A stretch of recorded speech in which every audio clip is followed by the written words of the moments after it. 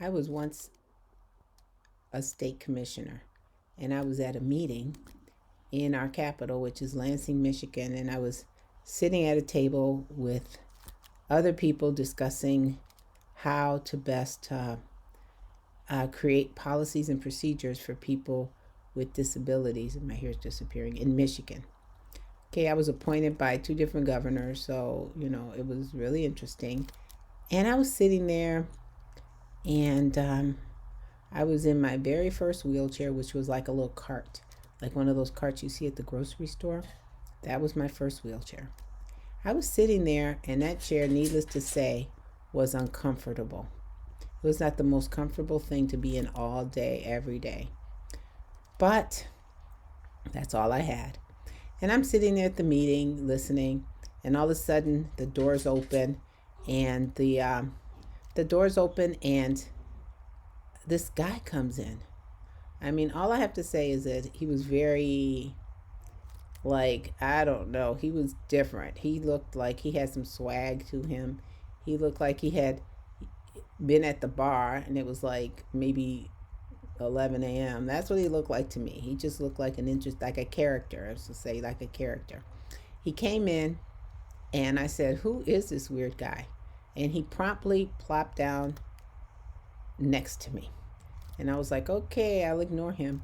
And then I noticed that they put a name tag in front of him. So he was a commissioner also. So I didn't know him. So I just looked over and I shook my head. You know how you acknowledge someone. And all I felt was he kept looking over at me and looking over at me and looking over. And I kept thinking, why is this guy looking at me so much? And during the meeting's going on, people are talking. He leans over to me, goes, psst. And I'm like, oh God. And he goes, is that the only wheelchair you have? And I go, yeah, this is my wheelchair. And he says, I said, what is he trying to say?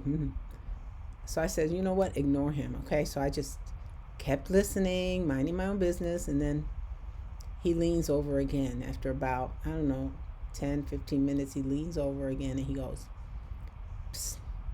I'm like, psst, what? What is wrong with this guy?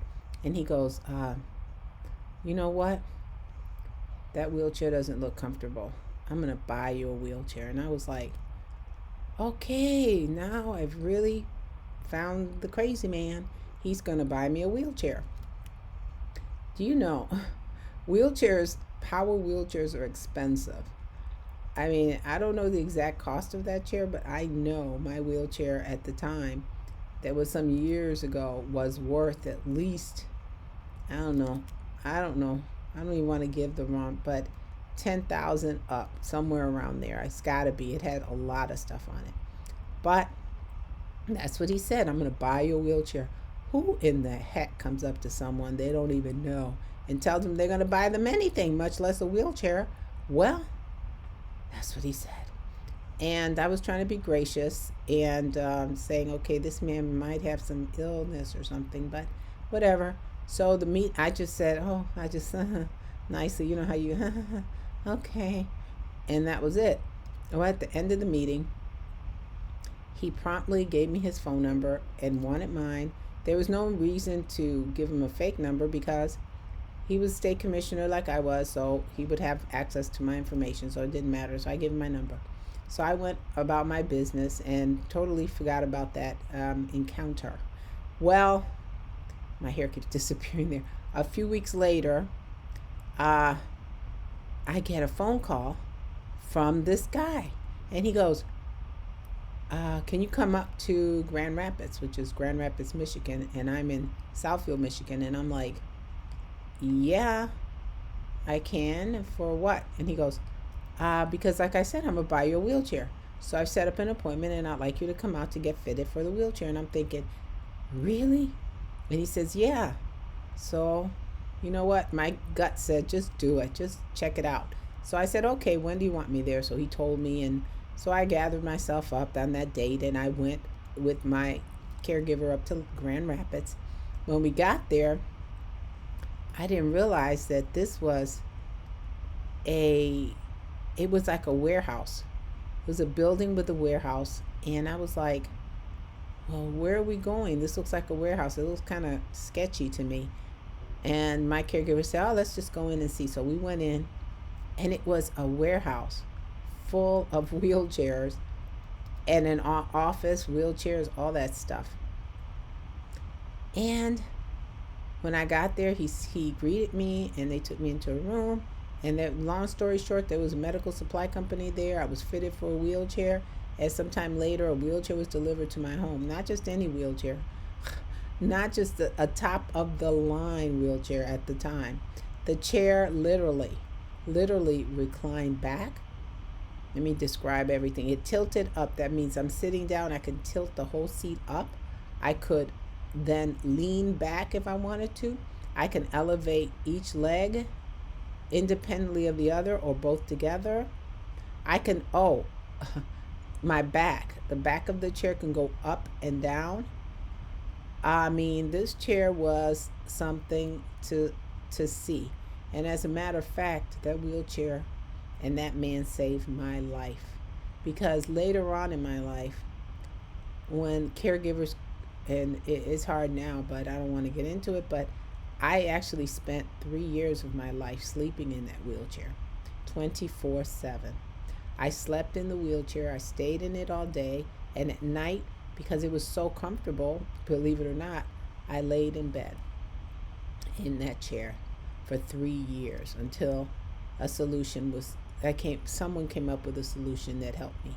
But all I want to say is that this man changed my life and saved my life, because I believe that if I had stayed in that chair that didn't fit well, that was uncomfortable, that was a horror, my body would have deteriorated. But because of the comfort and luxury, I mean, really luxury of that chair, there is such a thing, I was able to manage and still exist today. He saved my life. And you know what? When I think about it, yeah, he had swag, and he still has swag to this day. He's an amazing person. And what I really want to let you know is he didn't just come in through the door, he came in like gangbusters. Because this man, and I'll say his name, Johnny Title, he is actually amazing. He's a man that was born with cerebral palsy. He was a man that came into that room that day in his own wheelchair with some swag if it's possible. But that's who Johnny really is. He owned a nonprofit that helped many people with disabilities get wheelchairs they needed. That was his goal in life, and he did it. Children and adults with disabilities were supplied wheelchairs by this man and given an opportunity to live a better quality of life. So what I'm saying in this video is, don't discount people. Don't discount people as to what they can do, who they are, by what you see on the surface, especially people with disabilities. We have for many years been discounted, set aside, excluded, isolated, and all kinds of other things. That is, until you know what it's like, you have to see that we could help each other no matter our circumstances in life, our status in life, no matter anything. Johnny Title changed my life and the lives of hundreds of other people by providing us with what we needed at the time. And even though he came through that room with this amazing amount of swag and this bigger than life personality, which he still has today, this man is a godsend for many people. So I just wanted to let you know that about me, if you didn't know. Thanks for listening.